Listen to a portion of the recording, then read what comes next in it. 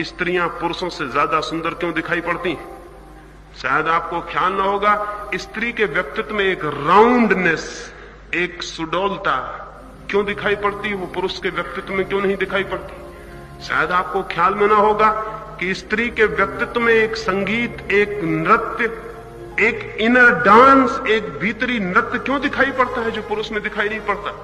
एक छोटा सा कारण है, बहुत बड़ा कारण नहीं, एक छोटा सा, इतना छोटा कि आप कल्पना भी नहीं कर सकते, उतने छोटे से कारण पर व्यक्तित्व का इतना भेद पैदा हो जाता है।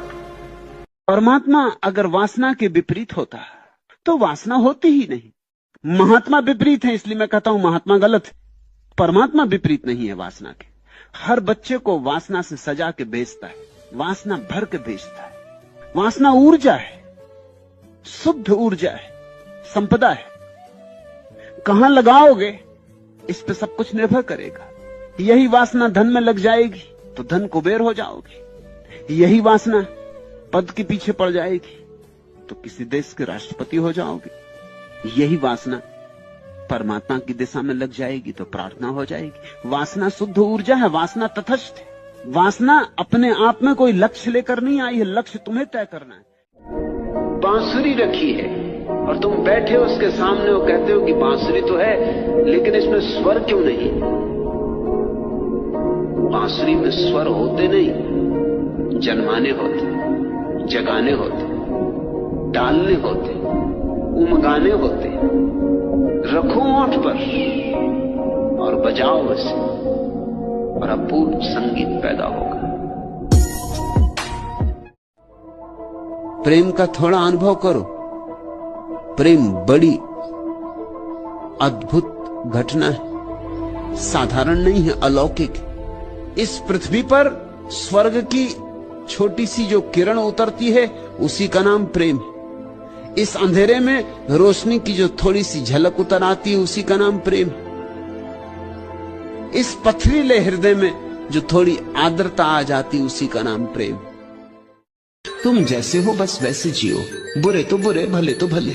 तुम कह दो कि ऐसा मैं हूं, यह मेरी नियत है, ऐसा मुझे परमात्मा ने बनाया, उसकी ऐसी मर्जी। स्वीकार करे दुनिया तो ठीक, अस्वीकार करे तो ठीक। यहां हम सब एक दूसरे का उपयोग कर रहे हैं। कोई तुम्हारे लिए यहां नहीं जी रहा है, तुम बिल्कुल अकेले हो। जिसे ये बात समझ में आ जाती है कि मैं बिल्कुल अकेला हूं, यहां कोई संगी नहीं, कोई साथी नहीं, क्योंकि मौत तो सब संगी साथी छीन लेगी। मौत ही तुम्हें जब अकेला कर देगी तो फिर जीवन के संग साथ का कितना मूल्य। अब तुम मुझसे पूछ रहे हो कि कृपया आप ऐसा कुछ करें कि वह मुझे छोड़े नहीं। अगर सच में तुम मेरा आशीष चाहते हो तो मैं तो कहूंगा जाने भी दो, धन्यवाद पूर्वक। जब कोई और मुसीबत लेने को तैयार है तो तुम नाहक क्यों अपनी गर्दन फांसी में लगाते हो? और अगर तुम्हें फांसी लगानी ही है तो और फंदे मिल जाएंगे, ऐसी क्या जल्दी? कोई इसी फंदे में मरने का सोचा है? प्रेम का थोड़ा अनुभव करो। प्रेम बड़ी अद्भुत घटना है, साधारण नहीं है, अलौकिक। इस पृथ्वी पर स्वर्ग की छोटी सी जो किरण उतरती है उसी का नाम प्रेम है। इस अंधेरे में रोशनी की जो थोड़ी सी झलक उतर आती है उसी का नाम प्रेम है। इस पथरीले हृदय में जो थोड़ी आर्द्रता आ जाती उसी का नाम प्रेम। किसी ने गाली दी, किसी ने प्रशंसा की, किसी ने कहा बड़े सुंदर, किसी ने कहा बड़े कुरूप। ये सब कुछ होने जैसा नहीं, इसका कोई मूल्य भी नहीं है। इसको चुपचाप स्वीकार कर लेना कि ठीक, जैसी आपकी मर्जी। भले लगते भले, बुरे लगते बुरे। इस सब पर जरा भी श्रम मत लगाना और इस सब पर जरा भी दृष्टि मत देना। मेरी बातें तो नई नई इस अर्थों में है कि कोई परंपरागत साधु महंत पंडित पुरोहित उनका समर्थन नहीं कर सकेगा। यूं तो वो पुरानी से पुरानी और नई से नई, क्योंकि जो मैं कह रहा हूं वह शाश्वत है और सनातन।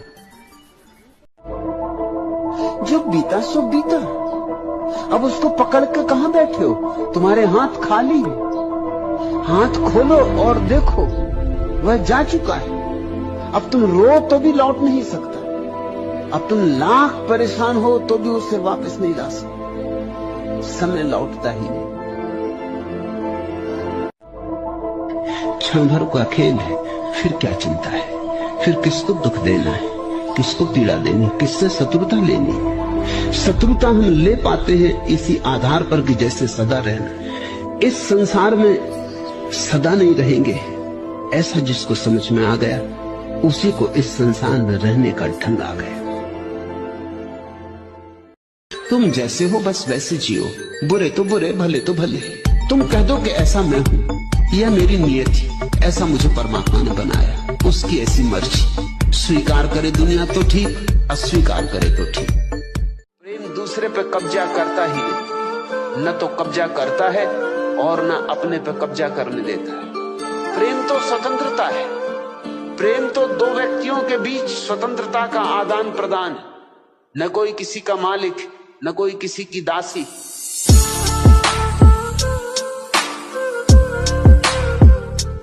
संसार झूठ का व्यापार है, वहां झूठे ही सफल हो सकते हैं, क्योंकि झूठ वहां भाषा है, वही समझी जाती। वहां भोला भाला आदमी जो सच बोल दे वो तो खेल के बाहर हो गए, वो तो खेल का हिस्सा ही न रहा।